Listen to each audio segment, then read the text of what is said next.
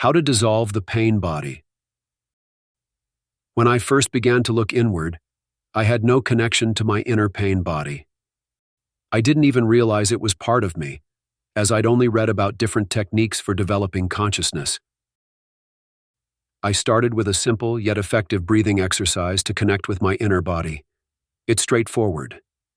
You first inhale through one nostril while imagining the breath flowing down to the pelvis on that side of your body.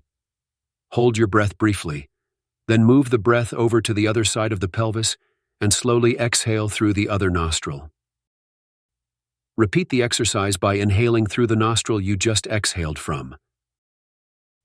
This exercise has several variations involving different body areas, and most are effective for connecting with the inner body. However, they work on all unconscious blockages, so performing them regularly over time can lead to severe issues. In my youthful eagerness, I did them far too often. At one point, I had released a large amount of energy in my stomach that couldn't move anywhere because the energy channels higher up were blocked. This caused me difficult years with constant pressure in my stomach, a feeling that only started to fade once I began to open up around my heart. In hindsight, I advise using this breathing exercise to establish contact with your inner pain body. However, you should stop practicing them after releasing just a little energy in the stomach. Some therapists include these breathing exercises in their sessions without much caution. I don't think this is responsible, as such practices could sometimes lead to lifelong issues if the person cannot open up and allow energy to flow further up in the body. Dreams. Another helpful entry point to the pain body is through our dreams. Working with dreams is advantageous because their unconscious content is almost ready to become conscious. This means we can safely explore the upper layers of our unconscious mind through our dreams without trying to dissolve emotional blocks too deeply embedded within us. One primary function of dreams is that they often attempt to balance our awareness by emphasizing the opposite if our waking mind drifts into extremes misaligned with what we genuinely contain. Another significant function of dreams is to complete situations that weren't fully resolved when we were awake. In both cases, our dreams illuminate a part of our unconscious, making it conscious. Although many guides on symbols frequently appear in dreams, analyzing dreams through symbols and archetypes, while informative and sometimes entertaining, isn't, in my view, the best way to work with them. If we interpret dreams mainly through their symbols, we categorize their subtle content, oversimplifying the information they hold. Instead, we can make a more significant part of the content conscious by simply holding the images, emotions, and atmospheres of our dreams in our awareness, while also focusing some attention on our bodies. Sometimes, this approach allows us to identify a specific area within the body that holds the unconscious feelings that created the dream. If this happens, we can focus on this area while recalling the dream, shining consciousness on the dark parts of the unconscious that the dream represents.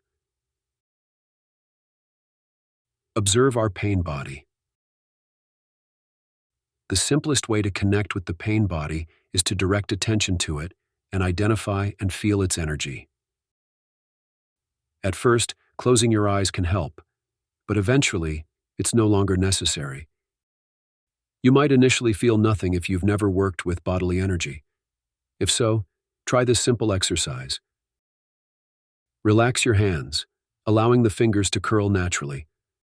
Hold one palm up and the other hand above it, palm down, with a distance between them as if you were holding an imaginary orange.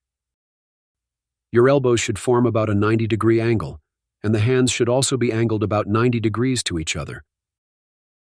Now, move your hands slowly back and forth, maintaining the distance between them.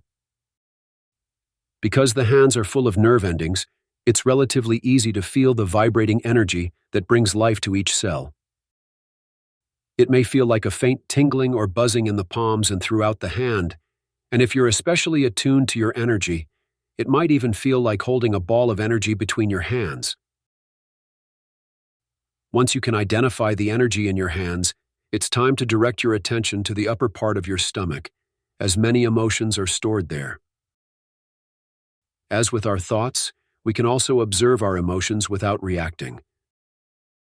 The negative unconscious feelings stored in the stomach are simply solidified blocks that we can dissolve gradually as we connect and release them. It was easy for me to connect with my stomach and loosen some energy, which could then flow freely, though only on the surface of my body. Deeper within, the energy remained firmly stuck. One key task for anyone wishing to free themselves from their inner pain is to go deeper into the body, dissolving all emotional blockages that prevent the energy from flowing freely, while guiding the released energy upward toward the heart, where it transforms into love. To accomplish this, simply direct your attention to various body parts, sensing what's stored within you. As you initially focus on your stomach, you'll notice your breath lifting and lowering it with each inhale and exhale.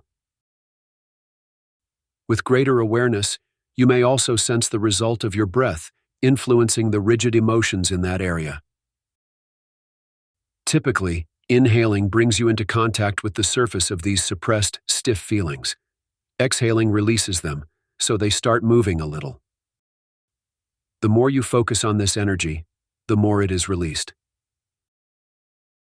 When using breathing to release bodily energy, I recommend focusing solely on the upper part of the stomach. Establishing some flow in the upper part of the stomach and the heart area before turning to other areas is essential, as releasing energy elsewhere in the body could prove uncomfortable if it cannot move upward due to too many rigid blockages. Once you can sense some released energy in the upper part of your stomach, let the energy guide you to the following areas of focus.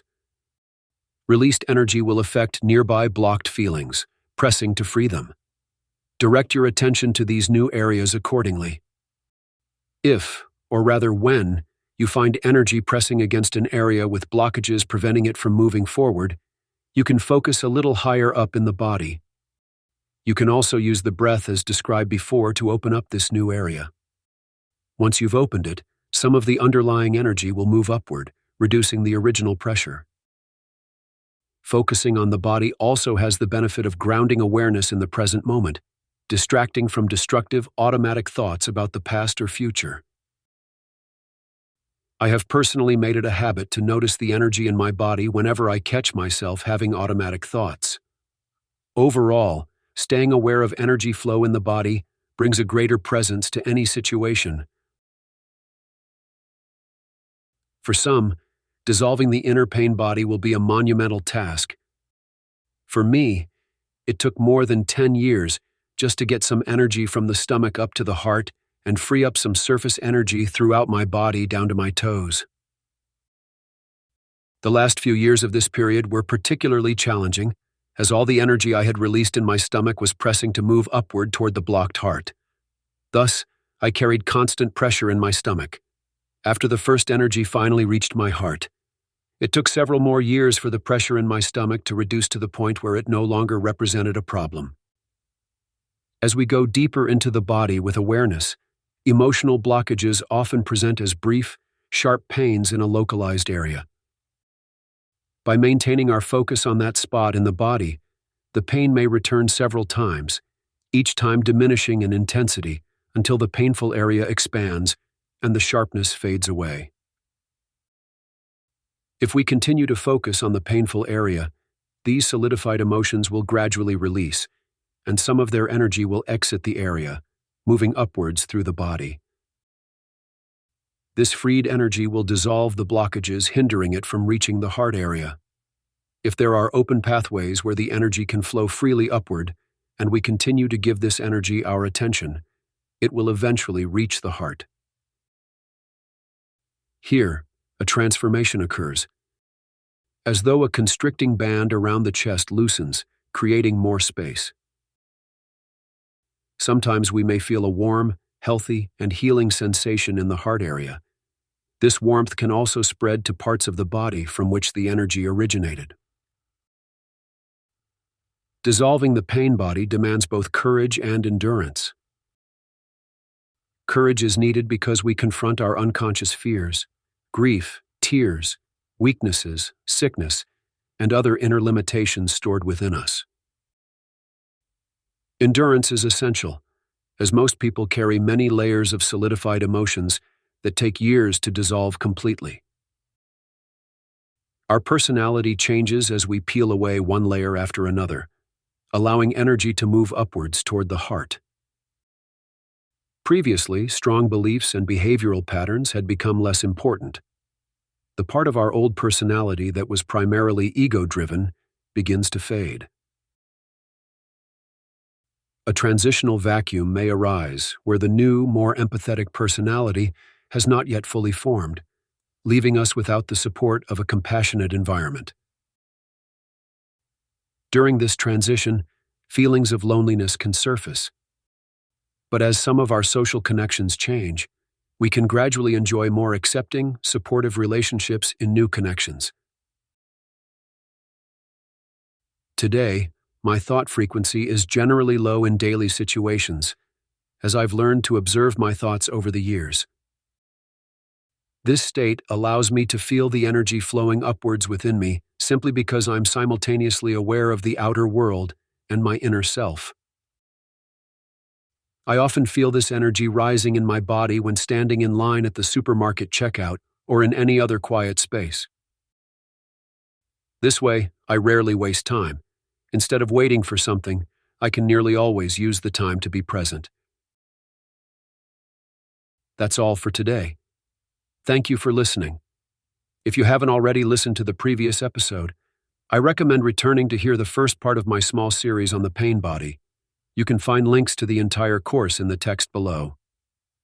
Next time, I'll explore the Kundalini energy that has always been activated before dissolving the energy around the tailbone area.